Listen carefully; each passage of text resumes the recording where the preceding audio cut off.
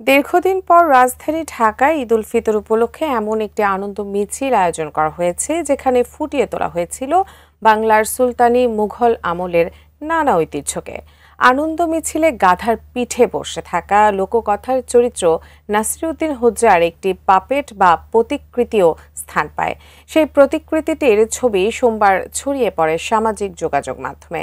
হোজ্জা আসলে কে, কেনই বা এত আলোচনা? মোহাম্মদ সোহাগ বিশ্বাসের রিপোর্টে।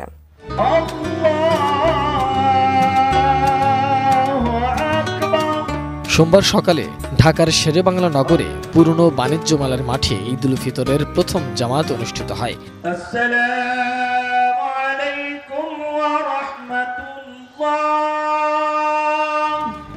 জামাত শেষে সেখান থেকে শুরু হয় বর্ণাঢ্য ঈদ আনন্দ মিছিল।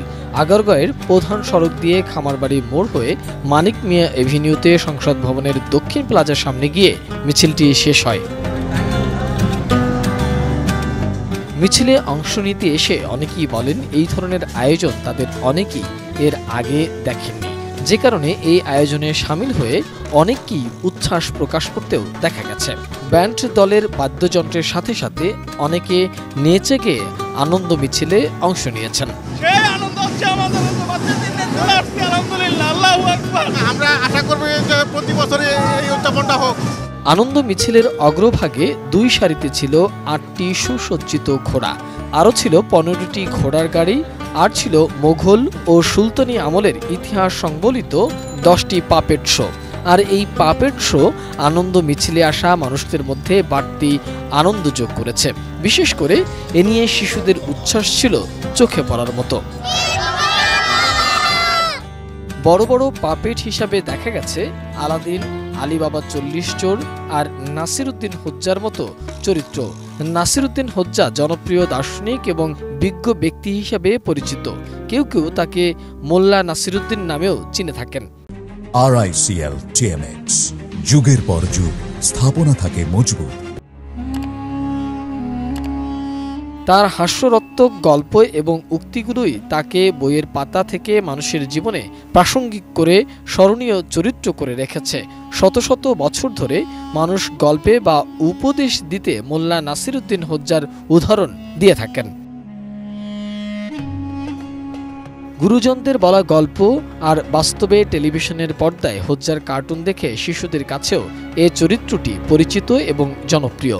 ফলে ঈদ আনন্দ মিছিলে হোজ্জার পাপেট দেখে শিশুরা আনন্দিত হয়েছেন নিঃসন্দেহে, কিন্তু প্রাপ্তবয়স্ক মানুষদেরও সেটি কম বিনোদন দেয়নি। ফলে ফেসবুকে এটি নিয়ে নানা রকম আলোচনা এখনো চলছে।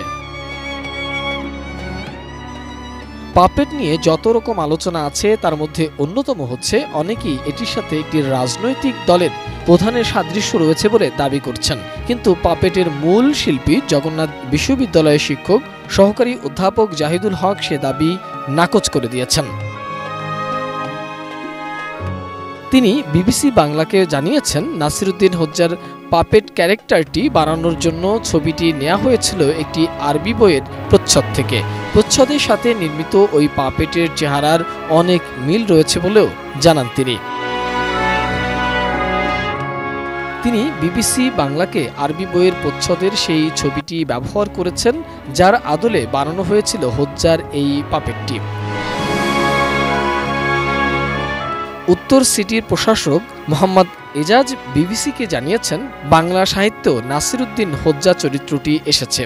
এটা একটি মেটাফরিক চরিত্র, বাচ্চারা এসব পছন্দ করে, যে কারণে এটাকে আমরা তুলে ধরবার চেষ্টা করেছি। আর সংস্কৃতি মন্ত্রণালয় বলছে, এবার ঈদের নানা আয়োজন বাংলাদেশের নতুন এক ইতিহাসের সাক্ষী।